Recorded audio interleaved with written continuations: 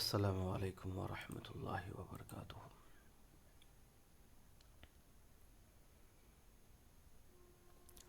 ابھی ہم پڑھنے جا رہے ہیں صحابہ اور تابعین۔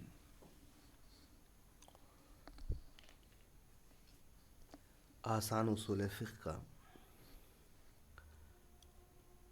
یہ چوتھا سبق ہونے جا رہا ہے۔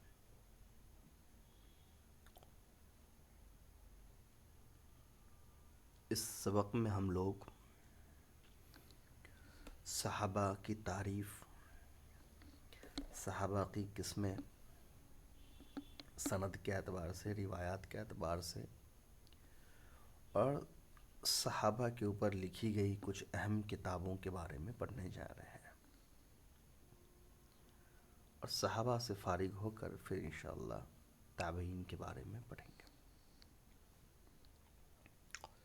آپ پڑھ چکے ہیں کہ صحابہ کے اقوال و افعال حدیث موقوف یا اثر کہلاتی ہے۔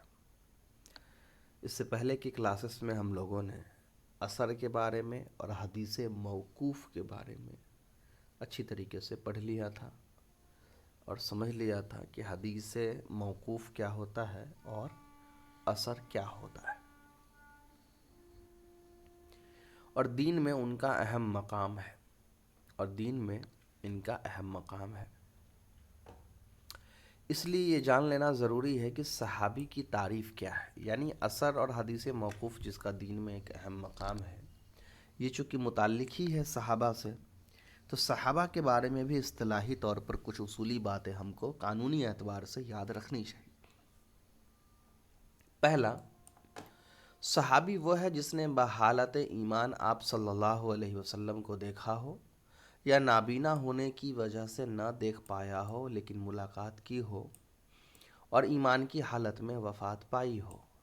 بس اگر کسی نے آپ صلی اللہ علیہ وسلم سے ایمان کی حالت میں ملاقات کی، پھر ارتداد میں مبتلا ہو گئے، اور بعد کو اللہ کی توفیق سے ارتداد سے تائب ہو گئے، نیز اسی حالت میں وفات پائی، تو ان کا شمار بھی صحابہ میں ہوگا۔ صحابہ کے بارے میں کچھ اصولی باتیں بیان کر رہے ہیں۔ پہلا، صحابی اس انسان کو کہا جاتا ہے جنہوں نے ایمان کی حالت میں آپ صلی اللہ علیہ وسلم کو دیکھا ہو۔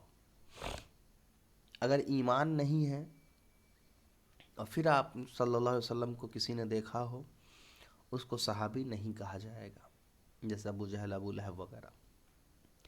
اسی طریقے سے ایمان کی حالت میں ہو لیکن آپ صلی اللہ علیہ وسلم کو نہ دیکھ پائے ہو، نابینا ہونے کی وجہ سے، جیسے عبداللہ ابن مکتوم تھے، پھر بھی آپ صحابی مانے جائیں گے، کیونکہ ایمان کی حالت میں کم سے کم آپ نے ملاقات کی ہے۔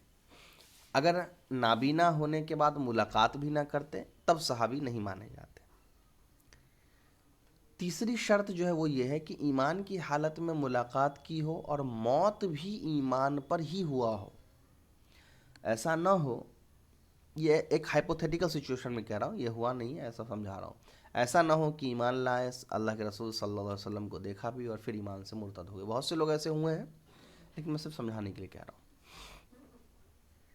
اس کے بعد چوتھا اصول یہ ہے کہ مان لیا جائے کہ کوئی آدمی ہے جو ایمان لائے، اللہ کے رسول صلی اللہ علیہ وسلم سے ملاقات بھی کی، ان کو دیکھا بھی، پھر مرتد ہو گئے، پھر بعد میں ان کو لگا کہ نہیں اسلام صحیح تھا، واپس اسلام میں داخل ہو گئے، اور اس دفعہ وہ اسلام پر ہی ان کی موت ہوئی، تو ان کو بھی صحابہ میں شمار کیا جائے گا۔ یعنی اگر بہت اصولی اعتبار سے شارٹ میں اس کو سمرائز کیا جائے، صحابی اس انسان کو کہتے ہیں جو ایمان کی حالت میں اللہ کے رسول کو دیکھا ہو، ان سے ملاقات کی ہو، ان کی صحبت کو اختیار کیا ہو، اور ایمان کی حالت میں ہی ان کی موت ہوئی ہو۔ اب آتے ہیں حکم کے اوپر کہ حکم کیا ہے۔ صحابہ تمام کے تمام عادل ہیں، اور اس پر اہل سنت والجماعت کا اتفاق ہے۔ صحابہ کے بارے میں طعن کرنا یا ان سے بدگمانی رکھنا حرام اور شدید گناہ ہے۔ تمام صحابہ حق کے متبع اور علم و عمل میں مخلص تھے۔ صحابہ سے فقہی اور سیاسی مسائل میں جو کچھ خطا ہوئی ہے وہ اجتہادی خطا ہے، اور وہ عند اللہ مغفور ہے، رضی اللہ عنہم ورضوا عنہ۔ اب یہاں سے تھوڑا سا الگ حصے میں بات جائے گی، کیونکہ بہت کم مقدار میں امت میں کچھ ایسے بھی لوگ موجود ہیں اور ہمیشہ سے رہے ہیں جو سارے صحابی کو عادل نہیں مانتے ہیں، نعوذ باللہ۔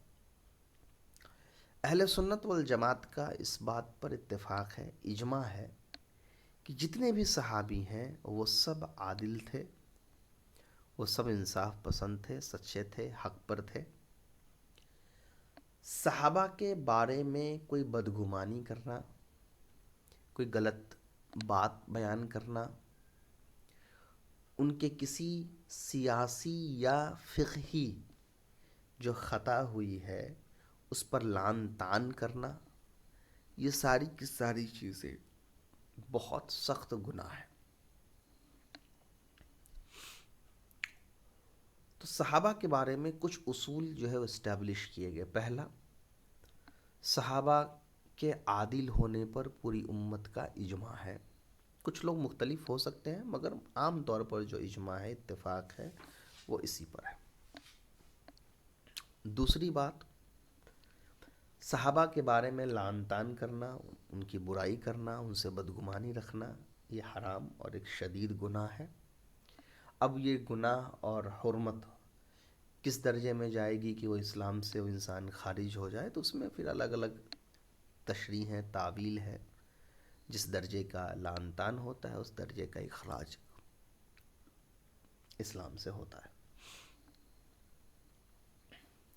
اب ایک چیز یہاں پر مجھے تھوڑا واضح کر دینا ضروری ہے، بہت بار ایسا ہوتا ہے کہ انسان اپنی علمی غلطی کی وجہ سے صحابہ پر آبجیکشن کریٹ کرتا ہے، نہ کہ صحابہ کے وجود کے بارے میں غلط خیال رکھ کر کے کرتا ہے۔ بہت بار ایسا بھی ہوتا ہے، اس کو تھوڑا سا آپ اس طرح سمجھ لیجئے کہ بہت بار ایسا ہوتا ہے کہ انسان مخلص ہوتا ہے، بات اپنی صحیح رکھ رہا ہوتا ہے، وہ رکھنے کا انداز اس کا غلط ہوتا ہے، تو ان انٹینشنلی، غیر اختیاری طور پہ صحابہ کے بارے میں بدزبانی ایسی ہو جاتی ہے جو مناسب نہیں ہوتا ہے۔ تو ان کو نہیں کہا جائے گا کہ یہ کافر ہے، کیونکہ ہوتا کیا ہے کہ بہت بار آدمی نیت صحیح ہوتا ہے، الفاظ اور طریقہ جو بیان ہوتا ہے وہ تھوڑا سا غلط ہو جاتا ہے۔ تو وہ بہرحال یہ نیت پر بھی رہتا ہے کہ کوئی انسان اگر صحابہ کے بارے میں کوئی بات کہہ رہا ہے تو وہ کس نیت سے کہہ رہا ہے۔ اگر ان پر لعن طعن کر رہا ہے کوئی، اور لعن طعن صرف اس لیے کہ ان کے کردار کو خراب کرنا ہے، یا لعن طعن صرف اس لیے کہ اس کے اندر وہ سمجھ کر کے لعن طعن کر رہا ہے، اس کو پتہ ہے کہ میں جو کر رہا ہوں یہ لعن ہے، یہ طعن ہے، میں برائی کر رہا ہوں، تو پھر اس انسان کے لیے تو وہ حرام اور شدید گناہ ہے۔ غیر اختیاری طور سے کسی کا ٹنگ سلپ ہو گیا ہو، کسی سے کچھ بات ہو گئی ہو، تو اس کے پھر نیت کو ٹٹولا جاتا ہے، پوچھا جاتا ہے کہ بھائی آپ نے جو یہ بات کہی اس سے آپ رجوع کرتے ہیں کہ نہیں کرتے ہیں۔ دو اصول ہو گئے۔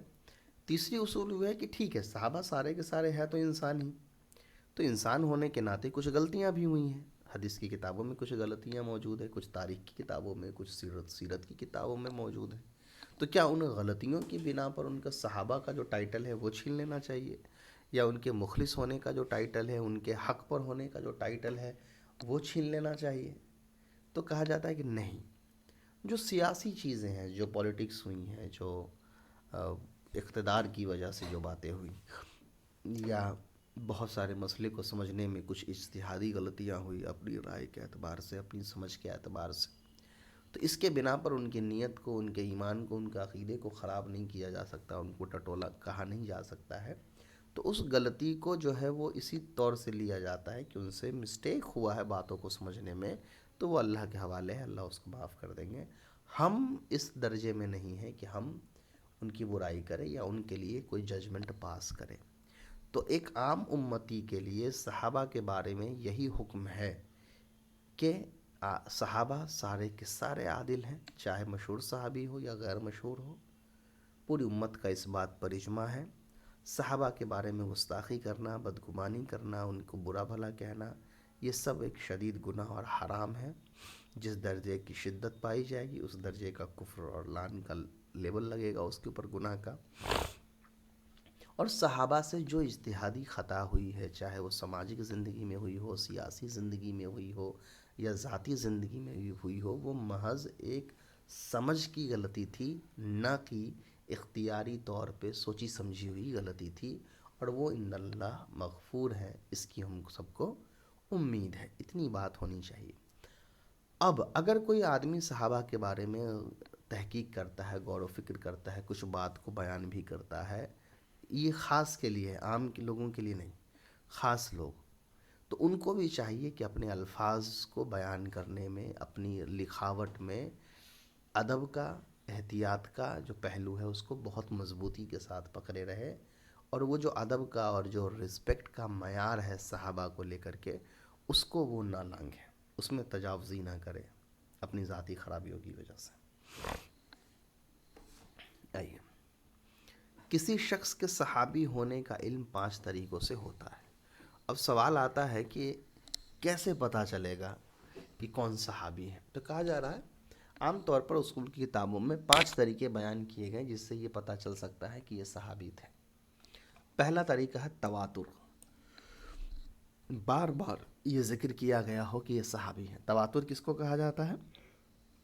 اتنی بڑی مقدار میں کوئی بات بیان کرنا ہر زمانے میں کہ اس کا عام طور پر جھوٹ ہونا ناممکن ہے۔ تو تواتر کے ذریعے کن صحابہ کے بارے میں ذکر ہے کہ صحابی ہیں؟ جیسے خلفائے راشدین، اہل بیت اطہار، ازواج مطہرات، عشرہ مبشرہ اور اکابر مہاجرین و انصار وغیرہ صحابی کا ہونا۔ تو جو تواتر کے ساتھ منقول ہے وہ بہت سارے ایسے صحابی جن کو ہم بہت فیمسلی جانتے بھی، ان کا نام بھی لیتے رہتے ہیں۔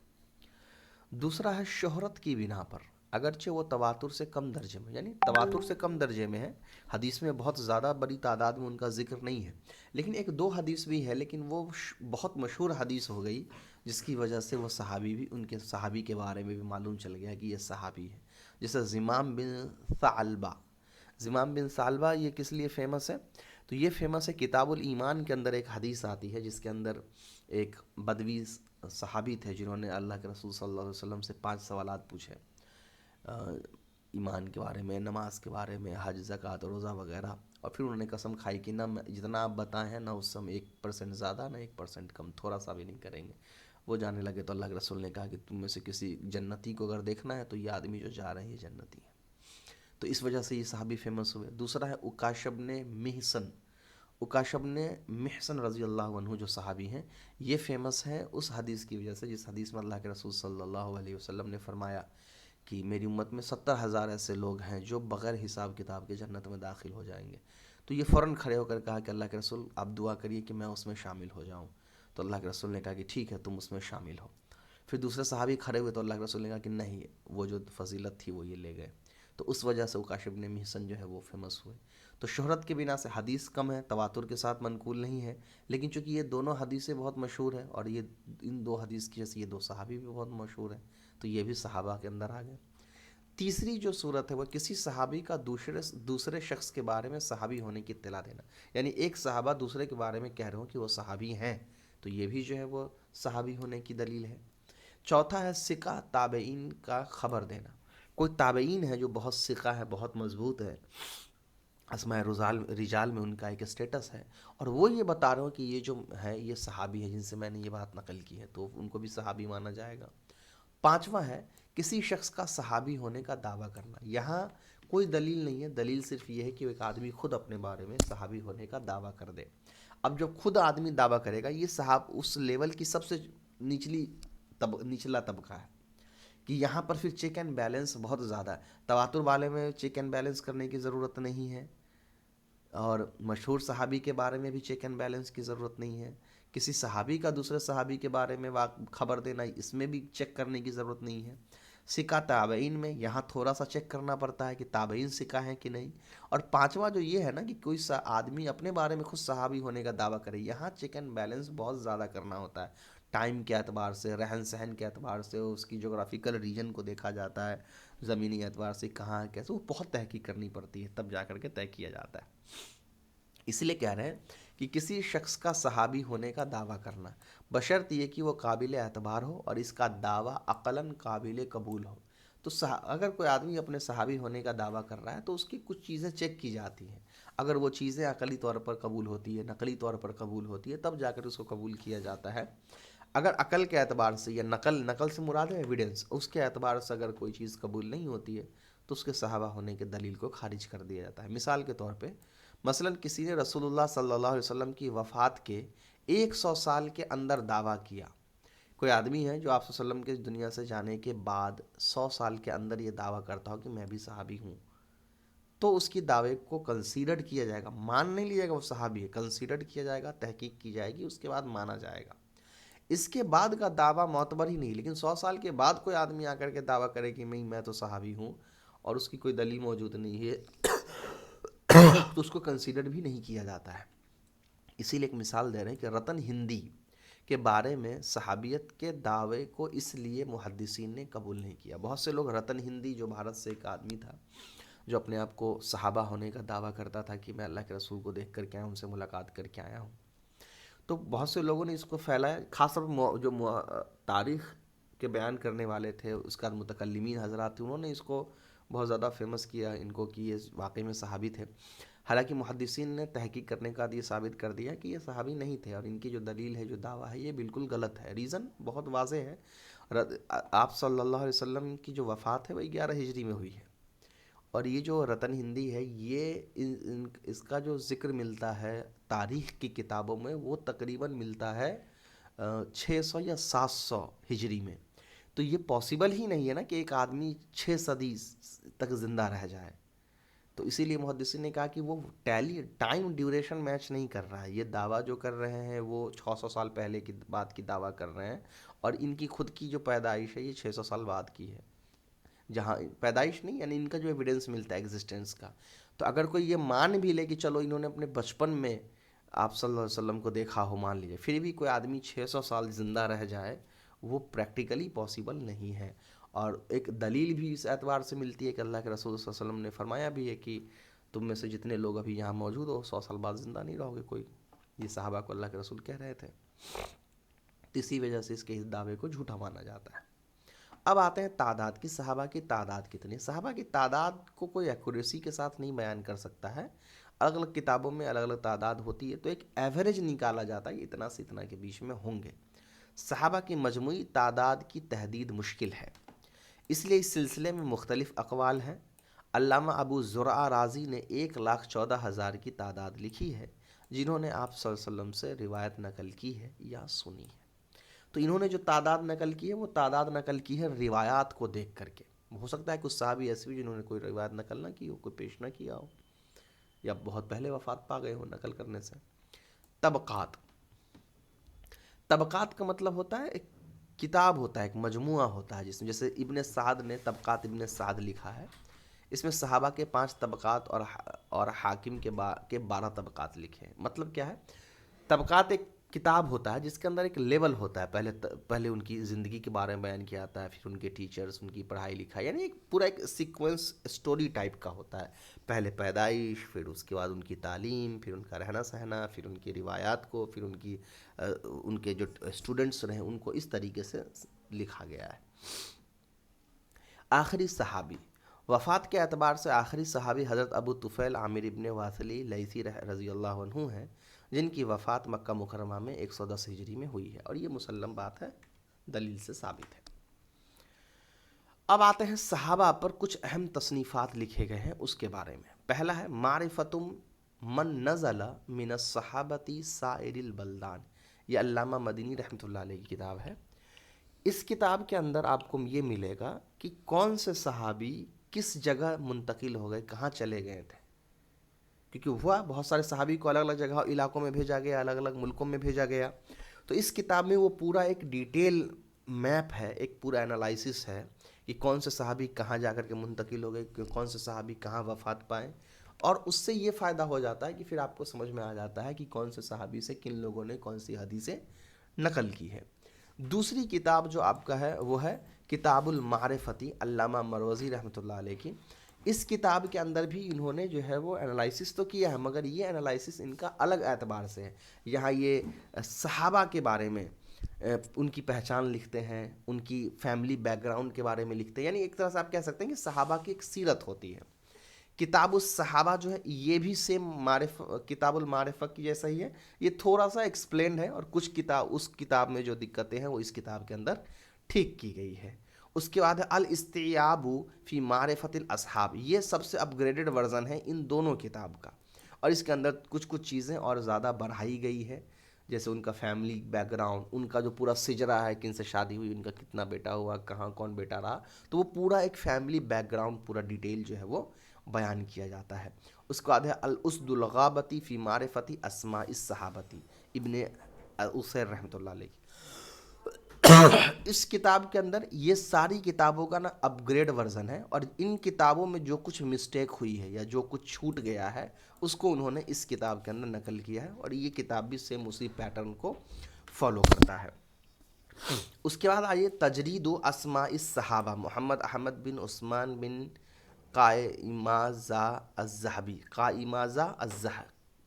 رحمۃ اللہ علیہ کی یہ تجرید اسماء الصحابہ جو ہے، یہ کتاب آپ ایک طور سے لے سکتے ہیں مقدمے کے طور پر، مقدمہ بھی نہیں، اس کو ایک اصل میں انڈیکس کہا جاتا ہے جنرلی۔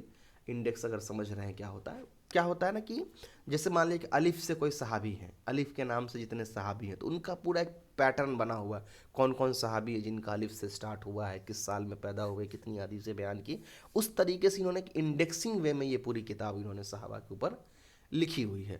اس کے بعد ہے الاصابۃ فی تمییز الصحابہ، ابن حجر العسقلانی رحمۃ اللہ علیہ کی، یہ کتاب اپ گریڈڈ ورژن ہے، اوپر جو کتاب المعرفہ اور کتاب الصحابہ یہ دو کتابیں ہیں اسی کا اپ گریڈڈ ورژن ہے اس کتاب کے اندر۔ اس میں ابن حجر العسقلانی رحمۃ اللہ علیہ نے کچھ کریکشنز کی ہیں، کچھ چیزیں جو چھوٹ گئی ہیں اس کو انہوں نے نقل کیا ہے، اور پرانی کتابوں میں کچھ چیزیں جو ہسٹوریکلی تھوڑا سا رانگ لگ رہا تھا اس کو تحقیق کے ساتھ یا تو اس پر تنقید کی ہے یا اس کو پھر تصحیح کر کے ٹھیک کیا ہے۔ لاسٹ کتاب ہے البدر المنیر فی صحابۃ البشیری النذیر، یہ جو کتاب ہے محمد قائم ابن صالح سندی رحمۃ اللہ علیہ کی، اس کتاب کے اندر جنرلی جو بدری صحابی ہیں جتنے بھی، ان کی پوری ڈیٹیل انالائسس کی گئی ہے، ان کی پوری زندگی کے بارے میں لکھا گیا ہے، تو جنگ بدر کے اندر جتنے صحابہ موجود تھے صرف ان کے بارے میں پوری بات جو ہے یہاں پر اس کتاب کے اندر لکھی گئی ہے۔ چلیے یہاں تک رکھتے ہیں یا دیکھ لیتے ہیں، اس میں تو کچھ زیادہ ہے نہیں، یہاں تک کلیئر کر دیتے ہیں، تابعین کے بارے میں بعد میں پڑھ لیں گے۔ صحابہ اب ہے صحابہ اور روایات حدیث۔ صحابہ اور کس صحابی سے جو حدیث روایت کی گئی ہے اس کی تعداد کتنی ہے، تو کیا کیا گیا کہ تمام احادیث ہم تک صحابہ ہی کے ذریعے پہنچی ہے۔ روایت حدیث کے اعتبار سے صحابہ کی 3 طبقات ہیں۔ پہلا ہے مکثرین کا، یہ وہ صحابی ہیں جو 1000 سے زیادہ روایتیں منقول ہوں، یہ 7 ہیں، اور ان کی مرویات اس طرح ہیں، یعنی مکثرین کے اندر وہ صحابی آ رہے ہیں جو 1000 سے زیادہ حدیثیں بیان کر چکے ہیں۔ حدیث کی کتابوں میں ٹوٹل 7 صحابہ یا صحابیہ ایسے ہیں جو مکثرین کے کیٹیگری میں آتے ہیں۔ اس کے بعد آتا ہے مقسطین۔ مقسطین ان صحابی کو کہا جائے، ان کیٹیگری کو کہا جائے، صحابی نہیں، ان کیٹیگری کو، جس کے اندر وہ صحابہ یا صحابیات آتے ہیں جو 1000 سے کم لیکن 100 سے زیادہ حدیثوں کو بیان کر چکے ہوتے ہیں۔ اس کے بعد ہے مقلین۔ مقلین وہ صحابی ہیں جو 2 سے زیادہ اور 100 سے کم حدیثیں بیان کر چکے ہیں۔ ہو سکتا ہے تعریف تھوڑا سا ادھر ادھر ہو جائے، وہ پڑھیں گے تو آ ہی جائے گا۔ حضرت ابو ہریرہ رضی اللہ عنہ ہیں، 5374 حدیثیں انہوں نے نقل کی ہے۔ حضرت عبداللہ ابن عمر رضی اللہ عنہ 2630 حدیث۔ حضرت انس رضی اللہ عنہ 2286 حدیث۔ حضرت عائشہ ام المومنین رضی اللہ عنہا 2210 حدیث۔ حضرت عبداللہ ابن عباس رضی اللہ عنہما 1660 حدیث۔ حضرت جابر ابن عبداللہ رضی اللہ عنہ 1540 حدیث۔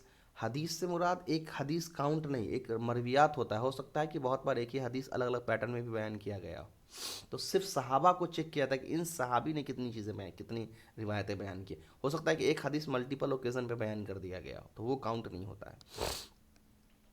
حضرت ابو سعید خدری رضی اللہ عنہ 1170۔ اس کے بعد آتا ہے مقسطین، وہ ہیں جن کی مرویات 1000 سے کم اور 100 سے زیادہ ہوں اس طبقے میں بہت سے صحابی ہیں، چند اہم نام یہ ہیں: حضرت عبداللہ بن مسعود رضی اللہ عنہ 848، حضرت عمرو بن عاص رضی اللہ عنہ 700، حضرت عمر بن خطاب رضی اللہ عنہ 537، حضرت علی بن ابی طالب رضی اللہ عنہ 536، اور حضرت سلمہ ام المومنین میں سے ہیں حضرت رضی اللہ عنہ 376 حدیث۔ اس کے بعد ہے مقلین، وہ ہیں جن کی مرویات 100 سے بھی کم ہو، جیسے حضرت عبداللہ ابن ابی اوفا رضی اللہ عنہ کی ان سے 95 روایات منقول ہیں۔ تو ان کی پوری لسٹ نہیں ہے، بہت سارے صحابی ایسے ہو سکتے ہیں جن کی روایت 100 سے کم ہو۔ اس کے بعد آتے ہیں تابعین، تو تابعین انشاءاللہ اگلے کلاس میں ہم لوگ کنٹینیو کریں گے۔ السلام علیکم ورحمۃ اللہ۔